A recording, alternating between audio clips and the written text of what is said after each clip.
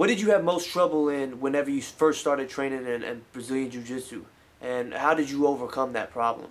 I think that in Jiu-Jitsu, the thing that was like a little hard for me to get in the beginning is how could I think that fighting from the bottom was normal, you know? I was always like small and light and weak physically, and I was always on the bottom like I am today, you know? I'm always on the bottom. Like I always get like 90% of the people that I train with are bigger than me and heavier than me. So I always, in the beginning, I felt that was kind of awkward to be on the bottom fighting somebody on top of you. And everybody saying, that's good to be there, you have a lot of options to do.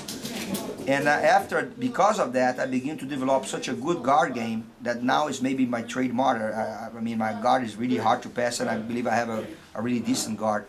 But I overcame that staying on the bottom. I didn't have a choice, I was on the bottom all the time. If I did overcome that, I would change sports, you know? So basically, I think that was it. Why has Roger Gracie been so successful at his style of using, basic jiu-jitsu to overcome extremely talented guys?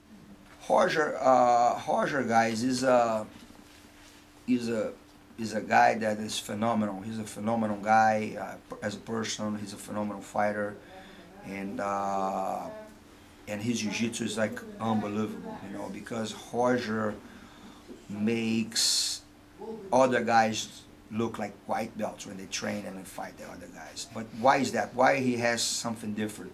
I think Roger's main weapon is not even his technique, but it's here.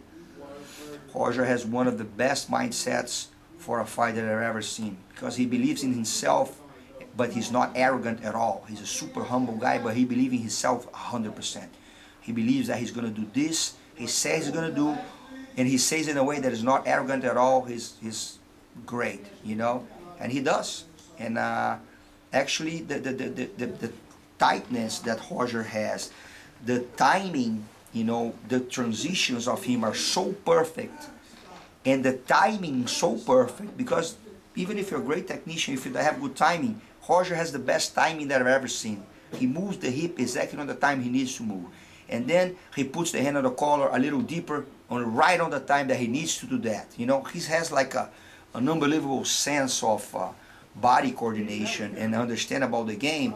I consider Roger like maybe you get the best guy on that play chess in the world. I consider Roger like same way. He's unbelievable, and I think that you see that he submits people with the basics.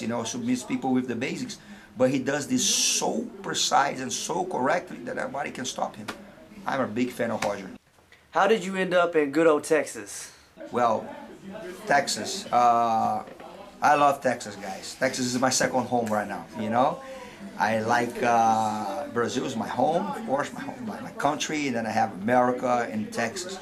I love Texas. People in Texas are so cool, I like everything. I always came here to teach tennis for a long time ago. I also felt myself at home here.